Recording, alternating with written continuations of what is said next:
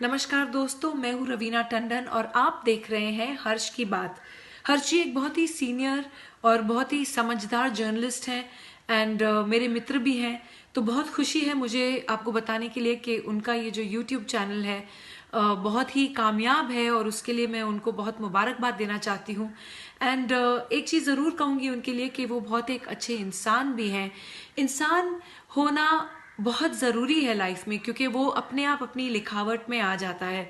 तो बहुत ही कम ऐसे हमारे होनहार जर्नलिस्ट रह गए हैं हमारी इंडस्ट्री में जो सोच कर और समझदारी के साथ, रिस्पॉन्सिबिलिटी और जिम्मेदारी के साथ आर्टिकल्स लिखते हैं। सो कॉन्ग्रेचुलेशंस हर्ष जी। एंड आप लोग ज़रूर देखिए, लाइक कीजिए हर्ष की बात। नमस्कार दोस्तों। देखिए, जो मैंने अपने पिछले वीडियो में बताया था वो एकदम सही निकला। आपको याद होगा जिस दिन प्रधानमंत्री नरेंद्र मोदी लेह गए थे, उस दिन मैंने दोपहर में, जिस समय वो लेह में थे उसी समय मैंने एक वीडियो डाला था अपना। और उस वीडियो में आपको मैंने ये बताया था कि प्रधानमंत्री नरेंद्र मोदी किसके कहने पर गए हैं लेह लद्दाख के दौरे पर। और वो शख्स थे अजीत डोभाल, राष्ट्रीय सुरक्षा सलाहकार, एनएसए जिनको कहा जाता है। और आपको मैं बताऊं कि लेह लद्दाख में जाने का प्रोग्राम बना था रक्षा मंत्री राजनाथ सिंह का। और राजनाथ सिंह इस दौरे पर जाने के बाद सारा मौका मुआयना करते और उसके बाद रिपोर्ट देते प्रधानमंत्री को, और फिर उसके बाद तय किया जाता कि हमें आगे क्या कदम उठाना है। लेकिन उस मीटिंग में अजीत डोभाल ने प्रधानमंत्री से ये कहा कि इससे ज़्यादा बेहतर ये होगा कि आप खुद वहाँ जाएं, कोई दूसरा जाए वहाँ पर परिस्थिति सारी देखे और आपको ब्रीफ करे। इससे बेटर है कि आप खुद जाएं और वहाँ जाकर देख लें कि वास्तविक स्थिति क्या है, और जो भौगोलिक सारा दायरा है वहाँ का, चाइना का, एलएसी का, वो आपको क्लियर हो जाएगा और आप ज़्यादा बेटर डिसीजन उसमें ले पाएंगे। उस बैठक में राजनाथ सिंह के अलावा विदेश मंत्री एस जयशंकर भी मौजूद थे। और उसके बाद नरेंद्र मोदी ने राजनाथ का कार्यक्रम कैंसिल किया और खुद जाने का वहाँ पर फैसला किया। और अब वो हेलीकॉप्टर से उड़कर वहाँ पहुँचे। और ये देखिए, बिल्कुल मेरे ख्याल में 10-12 घंटे का टोटल डेवलपमेंट था। सारी व्यवस्थाएं वहाँ पर की गई।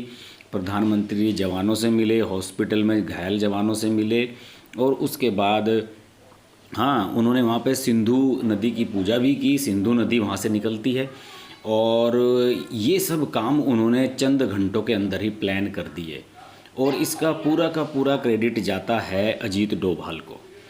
आपने जितने भी यूट्यूब पर तमाम वीडियोस देखे होंगे, किसी ने भी उस दिन ये जानकारी आपसे शेयर नहीं की होगी। आप लोगों में से कुछ ने कमेंट किया कि ये तो गोपनीय जानकारी है, इन्हें शेयर नहीं किया जाना चाहिए, लेकिन फिर भी मैंने उसमें जानकारी शेयर की। अगले दिन कुछ मीडिया हाउसेस ने, जैसे हिंदुस्तान टाइम्स ने इस पर एक स्टोरी कवर की कि अजीत डोभाल की उसमें क्या भूमिका थी। और ये बात बिल्कुल अब सही साबित हो गई जब बॉर्डर पर दोनों देशों की सेनाएं पीछे हटने के लिए एग्री हो गई हैं। तो ये क्लियर हो गया है कि Ajit Doval man on mission है। और जब भी नरेंद्र मोदी सरकार के सामने पेचीदा संकट की घड़ी आती है तो अजीत डोभाल उसमें एक बड़े व्यक्तित्व के रूप में उभरते हैं। आपको याद होगा जब धारा 370 हटाई गई थी कश्मीर से, तो उस समय वहाँ जब सब कुछ सील कर दिया गया था, सब जगह कर्फ्यू लगा दिया गया था, तो उस समय भी वहाँ पर दौरा करने के लिए गए थे अजीत डोभाल। और अजीत डोभाल ने वहाँ जाकर लोगों से, वहाँ के आम लोगों से मुलाकात की थी और उन लोगों के साथ बिरयानी खाते हुए मिले थे सड़कों पे। दरअसल ये शख्स एक जासूस, डिटेक्टिव की तरह काम करते हैं और कब किसी भी भेष बदलने के लिए मास्टर हैं। भेष बदल कर भी ये चले जाते हैं। इनके पुराने कहानियाँ, किस्से हैं कि ये पाकिस्तान में भी भेष बदल कर चले गए थे। तो इस तरह की चीज़ें करते रहते हैं और इस तरह की चीज़ों से इंसान को रियल फीडबैक मिलता है। यही वजह है कि जब भी कहीं संकट की घड़ी आई है तो सरकार ने अजीत डोभाल की मदद ली है। दिल्ली दंगे को देखिए, दिल्ली दंगा चुनाव के एकदम बाद जब हुआ था और ऐसा लग रहा था डोनाल्ड ट्रंप यहाँ आए हुए थे भारत की यात्रा पर, ऐसा लग रहा था कि ये कोई कंट्रोल नहीं कर पाएगा। कि दिल्ली के एक ऐसे इलाके में ये दंगा हुआ था जहाँ पर पुलिस का घुसना भी संभव नहीं है बहुत ही छोटी छोटी गलियां हैं, तंग गलियां हैं, और लोग एक दूसरे को मार रहे थे। ये समझ में नहीं आ रहा था कि कौन कौन क्या है, कौन किस धर्म जाति का है, क्या है, कौन दंगाई है और कौन पीड़ित है, ये समझ में नहीं आ रहा था।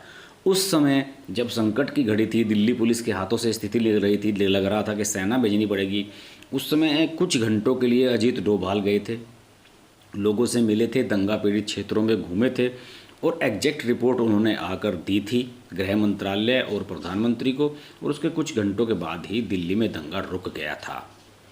तो अब ये स्पष्ट हो गया है कि जितने भी नरेंद्र मोदी की जो कोर टीम है प्रधानमंत्री की, उसमें सबसे महत्वपूर्ण भूमिका में इस समय मेरे हिसाब से या तो विदेश मंत्री एस जयशंकर हैं और या फिर अजीत डोभाल हैं।